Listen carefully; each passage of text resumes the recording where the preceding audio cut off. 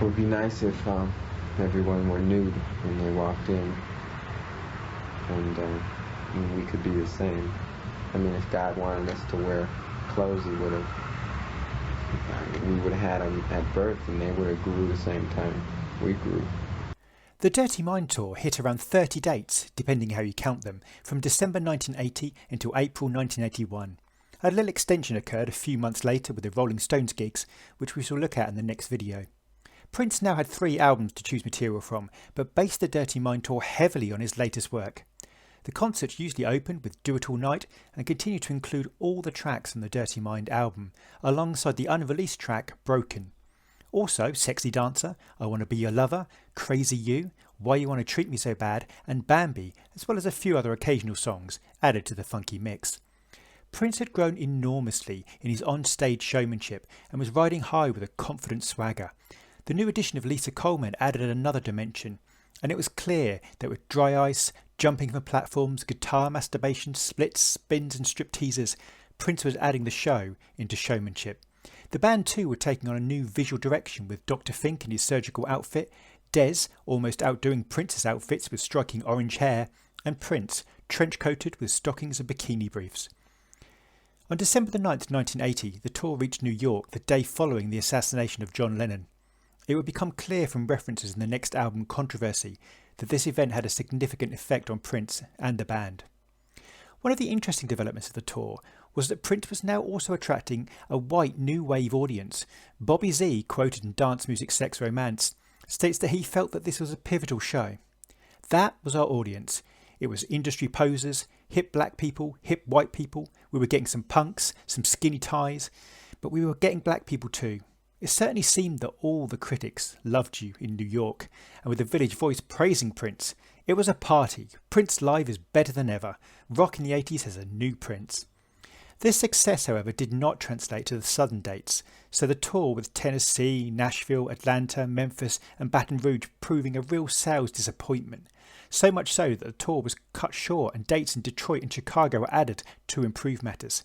This they certainly did, with Prince and the band virtually selling out a 12,000-seat Detroit venue.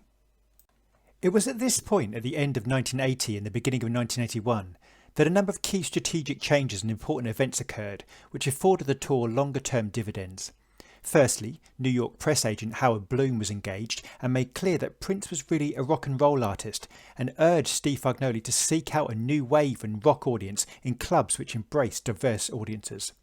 Prince then also featured in Rolling Stone magazine, who praised Dirty Mind, giving it 4.5 stars out of 5.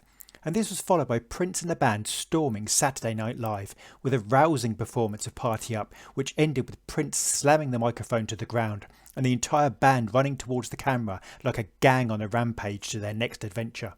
This performance really displays the riotous, rebellious, guitar-driven power of the era.